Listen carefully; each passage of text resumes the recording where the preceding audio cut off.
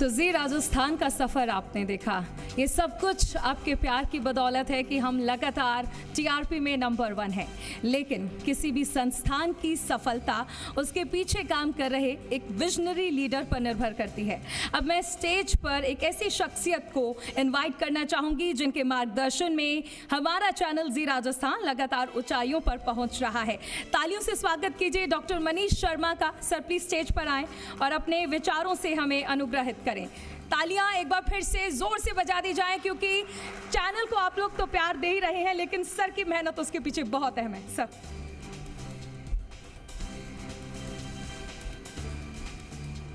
नमस्कार खंबागणी। Thank you Charul. ये बात सही है कि नेतृत्व के बिना आगे नहीं बढ़ा जा सकता, लेकिन टीम भावना सबसे अहम होती है।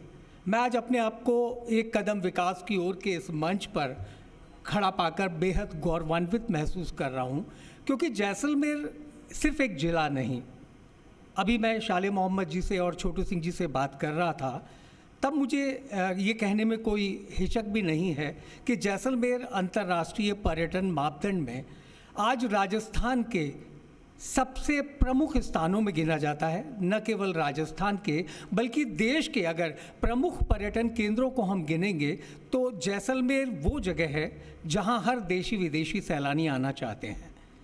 एक कदम विकास की ओर केवल एक कार्यक्रम नहीं, बल्कि हमारे एसएल समूह के चेयरमैन डॉक्टर सुभाष चंद्रा की सोच और विज़न को आगे बढ़ाने का एक वो अभियान है जिसके तहत डॉक्टर सुभाष चंद्रा हमेशा ये कहते आते हैं कि केवल मीडिया का काम ये नहीं है कि वो टीआरपी का माध्यम बने, बल्कि वो समाज का दिशा सूचक भी बने। राष्ट्रवाद और संस्कृति जिसका केंद्र बिंदु हो और अंतिम व्यक्ति जो अंतिम हो पंक्ति में, उसकी आवाज़ को भी राष्ट्रीय मंच प्रदान कर सके, ये भी एक मीडिया का काम है। साथ ही साथ मीडिया अगर सवाल नहीं पूछेगा तो सत्ता जवाबदेह नहीं होगी। और इन्हीं तमाम विज़न और मुद्दों को लेकर आज हम पहुंचे हैं स्वर्ण नगरी जैसलमेर में। यहाँ के किले की अगर मैं बात करूं तो जब सूरज की पहली किरण इस सोनार किले पर पड़ती है तो ऐसा लगता है कि पूरे देश, पूरे भारत का स्वाभिमान दमक उठा हो। मैथिली शरण गुप्त जो हमारे प्रमुख कवि रहे हैं, उनका ये कहना है, नर हो न मन निराश करो, कुछ काम करो, कुछ काम करो। और यहाँ का युवा, जैसलमेर का युवा भी यही चाहता है कि उसे केवल एक अवसर दिया जाए और वो रेगिस्तान में भी भविष्य को जन्म दे देगा।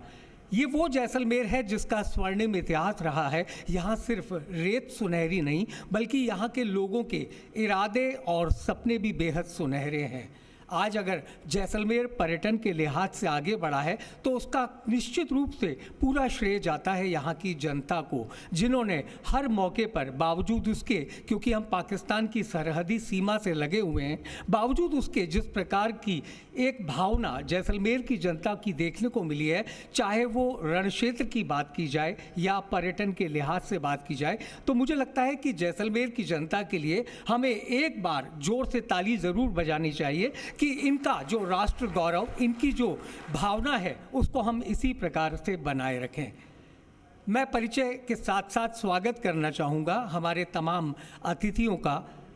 विधायक छोटू सिंह भाटी जी आपके अपने लाडले जैसलमेर के, लेकिन निश्चित रूप से इस मंच से मैं एक बात कहना चाहूँगा कि आज विधानसभा का सत्र चल रहा है और छोटू सिंह जी कुछ दिन पहले अस्पताल गए थे अपने चेकअप के लिए। तो जब मैंने उन्हें कहा कि सर 23 तारीख को हम जैसलमेर में कार्यक्रम रखने जा रहे हैं, तो उनका कहना था कि विधानसभा का सत्र है, मुख्यमंत्री जी ने सभी विधायकों और मंत्रियों को निर्देशित किया है कि विधानसभा में रहना है। मैंने कहा विधायक जी, अब तो हम आपके मेहमान हैं, अब आप चाहें तो सत्कार कीजिए, चाहे तो दुत्कार दीजिए। तो उन्होंने बेहद प्रेम भाव से कहा, मनीष जी आपने कार्यक्रम रखा है, निश्चित मानिए मैं रहूंगा और आपके कार्यक्रम में शामिल होऊंगा।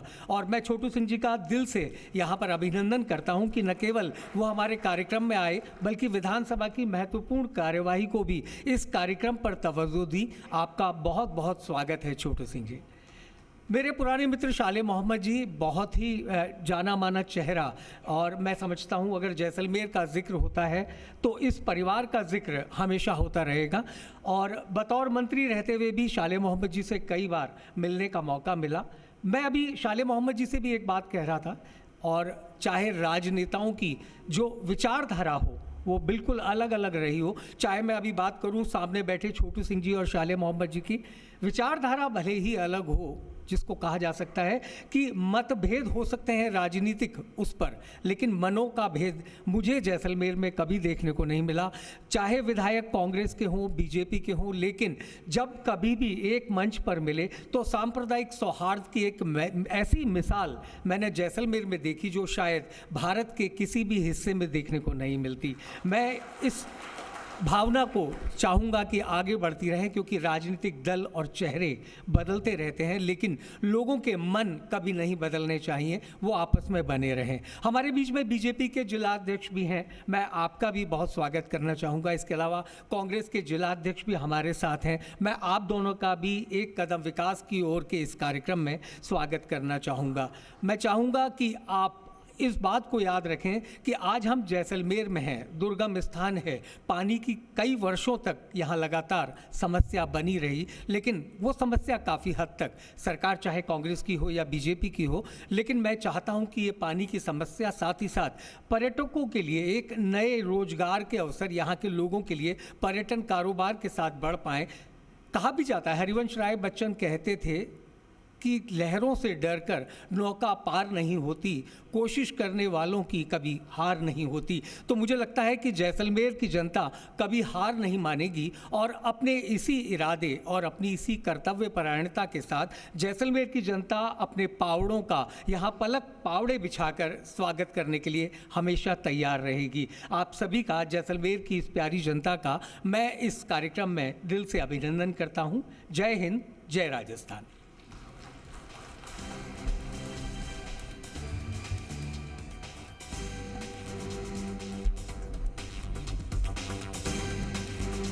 बहुत शुक्रिया सर, वाकई आपके जो विचार हैं